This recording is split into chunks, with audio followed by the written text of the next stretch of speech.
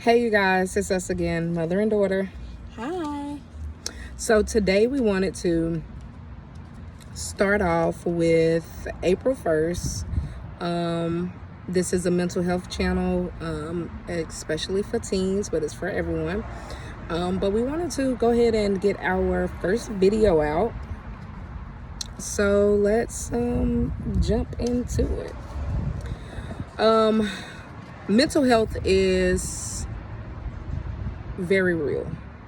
It's very important for whoever is going through mental health. Boy, girl, man, woman, child, teen, kid. It's very, very important. And it's important to always try to keep your mental health in check. I do know that 50% of adolescents struggle with mental health. It's hard. It's hard for them at a young age, especially going through school. 20% of them have considered suicide. And 9% has actually tried. So we want to have this safe space where you can come and talk to us or email us, about what you feel mental health is, or if you just need a safe space to talk. It's always good to have a safe space to talk, and that's like what we are focusing on. A lot of key drivers to mental health is, especially in teens, is school, social media, bullying. Those things can really mess with your mental health, kid or not kid, but mainly teens is the ones that really go through the struggle of not fitting in, wanting to fit in, cyberbullying, physical bullying. So we just want to make sure that you all can open up and speak. Alright, that was really good. I'm going to go in with the things to do if you're struggling with mental health. Talk to a school counselor. They're not only there just to help you with the school part, the schedule, whatever. They're also there if you just need someone to talk to, or you need someone to just open up to about what's going on. You can also talk to a therapist. I know in the beginning it can be kind of scary because you don't know them, but it can really be a amazing experience, and it can help you through a lot of things. So let me ask you this. What is your experience and take on talking to a therapist? Honestly, I love my therapist. She's amazing. Anytime I just need somebody, she's there. And I was kind of nervous in the beginning because like I said, you don't know them and they don't know you. But that's where, you get to know them, they get to know you, and they help you through things.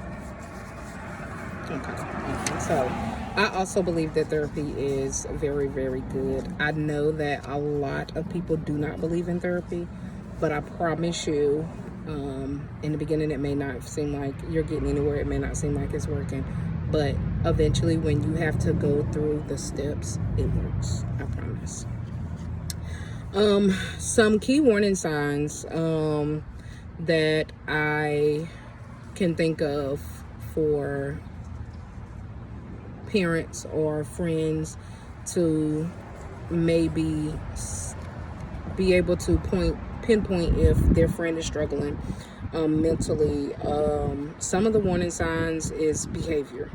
Sometimes they can be the best kid and then something happens and it messes with their mental health and they behavior change. Also, when they withdraw from family, if they're a family person and they normally are outgoing, normally enjoys to have fun, but you start to notice that when you're at functions or you're out and they're by themselves and they separate themselves, sometimes it's best to check in.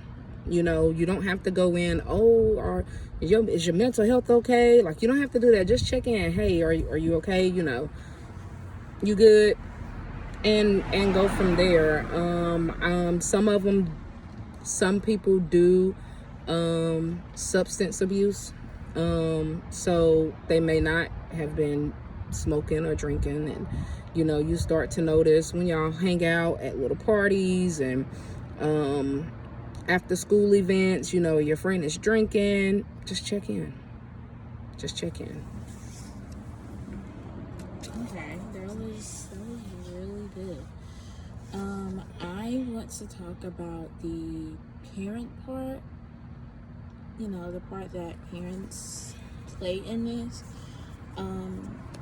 or that, you know, things that they can do. Make sure that you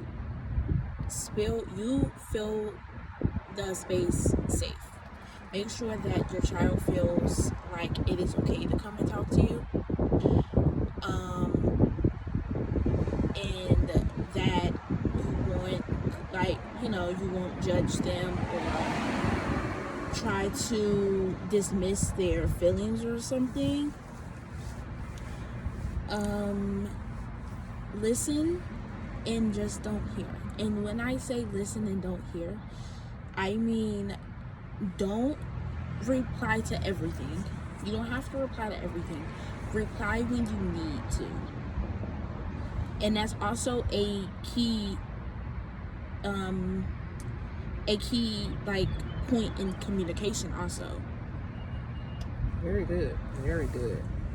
As a parent myself, I had to learn to listen and not just hear, because I was definitely that parent that no, we not doing but I had to actually learn to listen and sit, and we work things out, we figure things out, and it actually made our relationship pretty great.